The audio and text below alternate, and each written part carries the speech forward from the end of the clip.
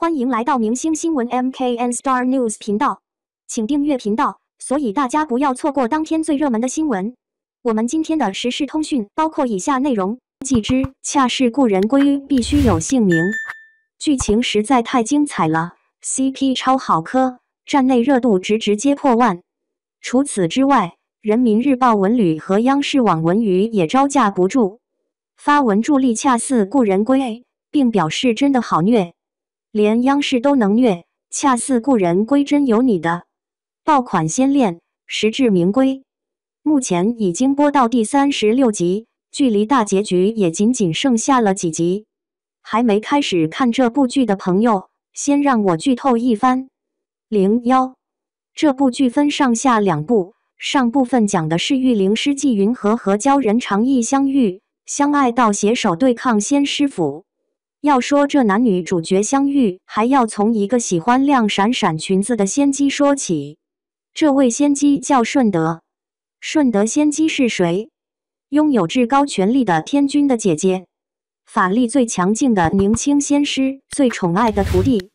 假如恰似故人归也有朋友圈的话，顺德仙姬在东海落水被东海鲛人世子长义救起，谁知长义这条漂亮的大尾巴鱼吸引住了仙姬，于是仙姬捉捕了她，想用她那漂亮的鱼尾做裙子。不得不说，女人啊，哪怕成为神仙，也喜欢那些亮闪闪的东西。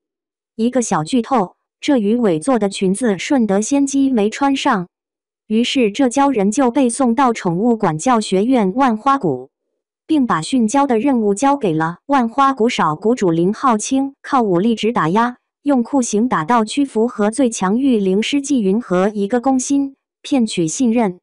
顺德仙姬下达了3个任务指标后，就拍拍屁股回宫殿采葡萄去了。笑掉头，假如恰似故人归也有朋友圈的话。02，前期的爱情骗子纪云和为了拿到寒霜解药，逃离万花谷，热情奔放且主动，大尾巴鱼长义单纯到分分钟被拿捏。谁知在与大尾巴鱼交心的过程，纪云和也交出了自己的心。纪云和长义相爱了，纪云和做足准备带着鲛人长义逃离万花谷。谁知计划永远赶不上变化，纪云和千辛万苦找到的解药竟然是假的。老谷主也死了，这时才发现老谷主竟然也寒霜受害者，罪魁祸首就是仙师府。为了救纪云和，也为了万花谷，长义愿意去给顺德仙姬做仙士。纪云和当然是不想长义去给仙姬当仙士，想尽办法让他走。迫于无奈，只能出此下策，假装杀死长义，把长义打落悬崖，自己却被抓进仙师府。本以为自己因为寒霜会死掉，没想到老谷主被练出了双脉，成了九尾狐。被打下悬崖的长义还活着，可惜再也回不去大海了，因为他的父亲鲛王也被仙姬杀死，鲛丹也被捏碎了，家被封了，父亲死了，心爱的女人被抓，鲛珠鱼鳞和尾巴都没了。被逼到绝境的长义开始认真搞事业了，进阶成为了霸气强势的北渊尊主。变强后的长义闯进仙师府，救下了纪云和。纪云和身体早已千疮百孔，长义把他困在湖心岛养生。剧情步入到了男强女交阶段。在上部分的结局中，在和仙师府对抗过程中，纪云和散尽灵力救下万花谷所有御灵师，自己却失去记忆，成为一只懵懂的小狐狸。03，纪云和下线，然后被指研究生不研究死的林浩清复活，成为真正的九尾狐。下半部小阿纪忘却前尘，每天在万花谷除了吃还是吃。他一个人比50个林浩清都能吃。他每天不是惦记着师傅给他带什么，就是惦记着下一顿吃点什么。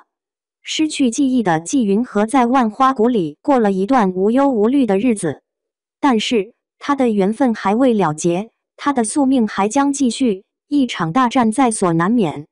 在仙师府那边，在黑烟的诱导下，顺德仙姬有了吸取他人灵力的能力，这对北渊来说将是一场浩劫。顺德如今的野心和能力已经更胜从前了，与他交战的结局将会是怎样呢？相信这是所有观众都想知道的事。而在万花谷，阿纪还在傻乎乎地发誓这辈子永远不入北渊。下一秒，他已经被抓到北渊死牢了，笑死！阿纪，观众从不关心你的师父气不气，我们只关心你跟常毅什么时候在一起。然而，缘就是这么妙不可言。常毅还 emo 着呢，这媳妇就自动撞到他跟前了。只可惜阿纪被师父施了障眼法，明明心爱的人就在眼前，常毅愣是没认出来。但巧就巧在关键时刻，纪云和的马甲掉了。上天啊，你也被这绝美的爱情感动到了吗？最新剧情中，常毅认出阿纪云和了，常毅眼里又有了光。最新的预告更好看了，霸气的纪云和杀回来了。酷，你给我速速更新！不要逼我跪下来求你！看到这个剧照了吗？酷！希望我明天一早起来，你已经更新到他俩大婚了。后续一点小剧透：常毅在和纪云和成婚后的第2天，常毅被冰封下线。后期黎叔下线后，雪3月把他幻化成了蛇尾草。这株蛇尾草不仅能够唤醒被冰封的常毅，甚至还可以让他此前断掉的鲛人尾巴重新长回，也就意味着常毅醒来之后可以回到东海。感谢您观看视频，请订阅我们的频道以支持我们。